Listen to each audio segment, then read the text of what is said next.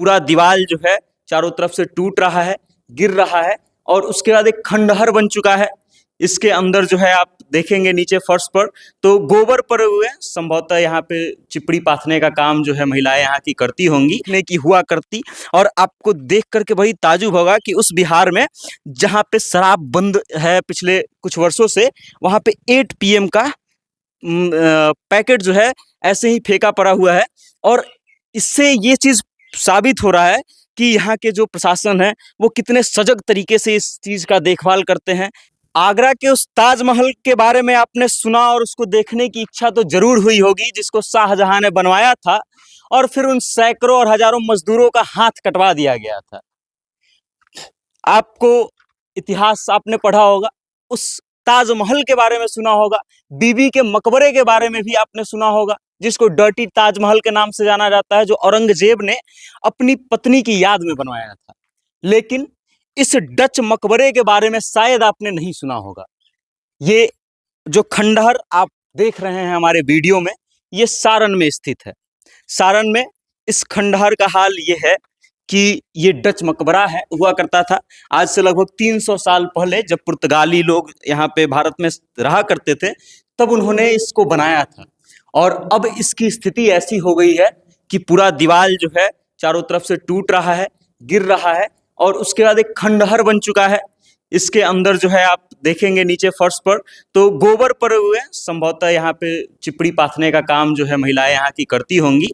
और यही होता है जब कोई ऐतिहासिक स्थल होता है और उसका देख रेख अच्छे से नहीं होता है तो फिर वो ऐतिहासिक स्थल एक खंडहर बन जाता है और उस खंडहर का इस्तेमाल फिर चिपड़ी पाथने के लिए आम जन लोग करते हैं। इसमें कोई गलत बात मेरे नजरिए से इसलिए नहीं है कि जब यहाँ की सरकार ध्यान नहीं दे रही है, जनप्रतिनिधि ध्यान नहीं दे रहे हैं, विधायक सांसद ध्यान नहीं दे रहे हैं, स्थानीय अधिकारी ध्यान नहीं दे रहे हैं, तो आखिर लोग क्यों ध्यान देंगे।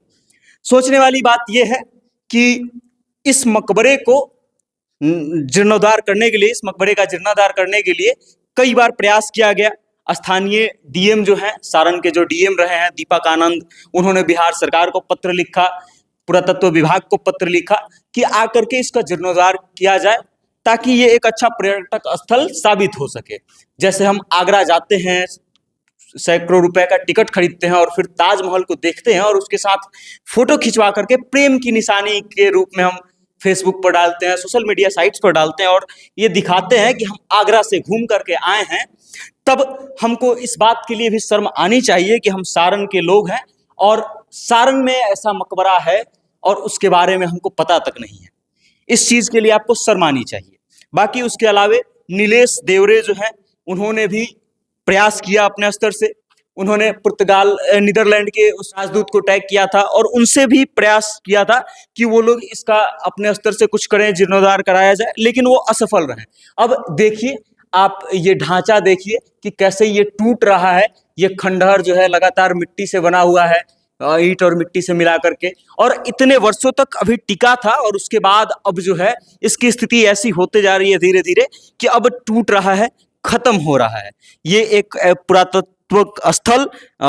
स्थल जो है अब विलुप्ति के कगार पे आ गया है, क्योंकि इसका देखभाल अच्छे ढंग से नहीं हुआ। और अगर इसका देखभाल अच्छे ढंग से किया गया होता तो शायद हमको आगरा जाकर के ताजमहल देखने की इच्छा जितनी प्रबल होती है, उतनी ही प्रबल इच्छा इस खंडहर को भी देखने की हुआ करती।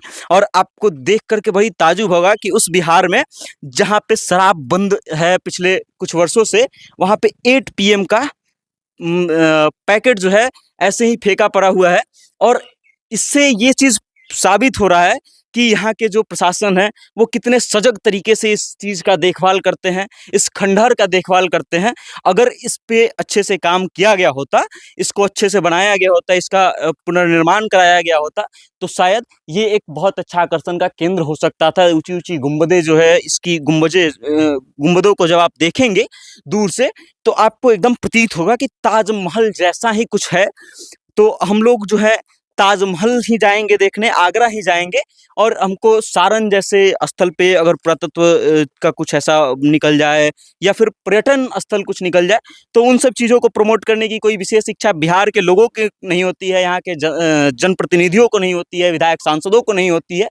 और इस कारण से ये ऐसे ही खंडहर पड़ा हुआ है। उम्मीद है कि ये आगे भी ऐसे ही पड़ा रहेगा हमारे वीडियो कर लेने से, आपके आवाज़ उठा लेने से और जनप्रतिनिधियों से मांग लेने से इसका कुछ होने वाला नहीं है। तो आप भी चैन की नींद वैसे ही सोए रहिए जैसा कि पहले सोए हुए थे, और बिहार हम लोग बदलेंगे, बस सोए सोए सपने में बदलते रहेंगे। बाकी इस वीडियो को लेकर के आप क्या सोचते हैं, इस पुरानिक स्थल को लेकर के, आप पुराने बिल्डिंग को लेकर के क्या सोचते हैं, आपकी क्या राय है, कमेंट के माध्यम से अपनी प्रतिक्रिया हम तक भेजिएगा और देखते रहिएगा। धन्यवाद।